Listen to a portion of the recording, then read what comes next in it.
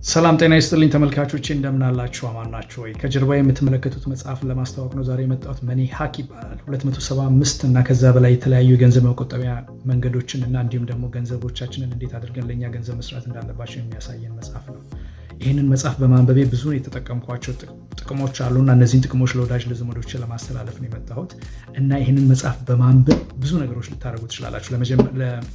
ለምሳሌ ነዳጅ ስንቀዳ አሁን እንግዲህ ነዳጅ በጣም የተወደደበት ሰዓት ነው። ነዳጅ ስንቀዳ መቼ ነው ነዳጃችሁን የምትቀዱት? አስባችሁ አስተውላችሁ ታውቃላችሁ ወይስ ነዳጅ ሲያልቅባችሁ ሄዳችሁ ትቀዳላችሁ?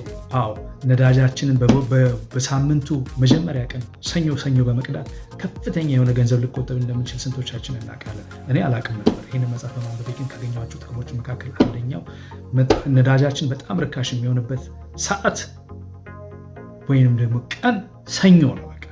ሰኞ ነዳጅ በጣም ዝቅተኛ ዋጋ ያለበት ቀን ነው ማለት ነው። ስለዚህ ነዳጃችንን ስንቀዳ ሰኞ መቅዳት መጀመር መቻል አለብን ማለት ነው። ኢንሹራንሳችን ጊዜው ወይም ደግሞ የኢንሹራንስ ኮንትራታችን ሲያልቅ ምን ያህሎቻችን ከአንደኛው ኢንሹራንስ ወደ ሌላኛው ኢንሹራንሳችንን የምንቀይረው? አዎ፣ ይህንን በማድረግ ከፍተኛ የሆነ ገንዘብ ልንቆጥብ እንችላለን። ብዙ ጊዜ ከ6 ወር በኋላ የኢንሹራንስ ካምፓኒዎቻችን የኢንሹራንስ ቢል ሲያደርጉን ጨምረው ወይም ደግሞ ከፍተኛ የሆነ ሬት ያመጡልናል ማለት ነው።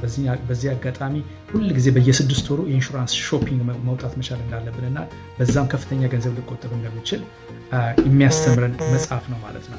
ሌላኛው ደግሞ ከዚህ መጽሐፍ ካገኘኋቸው ነገሮች መካከል እጅግ በጣም ብዙ ናቸው። እንዳልኳቸው 275 እና ከዚያ በላይ ናቸው። ይህንን መጽሐፍ በማንበብ ያገኘኋቸው በተለያዩ አጋጣሚዎች እዚህ ሀገር መተን ስራ በጀመርንባቸው ጊዜዎች የተለያዩ አይነት ካምፓኒዎች ውስጥ ስንሰራ ቆይተናል። በነዛ በሰራናቸው ካምፓኒዎቻችን ውስጥ ሪታይርመንት መኒ ወይም ደግሞ 401k መስሪያ ቤታችን በእኛ ስም ሊያስቀምጥልን ይችላል እና እኛ በማወቅ የሚሆን ባለማወቅ እዛ ካምፓኒዎች ውስጥ ትተን የመጣናቸው ገንዘቦች ሊኖሩ ስለሚችሉ እነዛን ገንዘቦች እንዴት መሰብሰብ እንደምንችል እና ሰብስበን አሁን ወዳለንበት አካውንታችን ማምጣት እንደምንችል የሚያሳየን ብዙ አይነት ቴክኒኮችን ያሳየናል ማለት ነው። የዓመት ረፍታችንን እንዴት አድርገን መውሰድ ያለብን፣ የዓመት ረፍቶቻችንን ብዙዎቻችን ልናባክነው እንችላለን።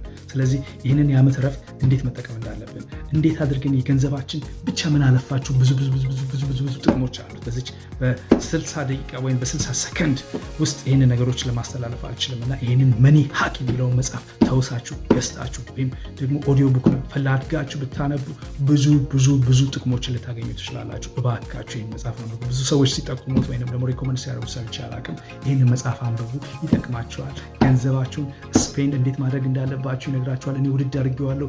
ዘመዶች፣ ጓደኞች፣ ተከታዮች ይህን መጽሐፍ በማንበብ የምታገኙትን ጥቅም ኮሜንት ላይ ተውልኝ። እባካችሁ አካፍሉ፣ ሼር አድርጉ። መልካም ቀን።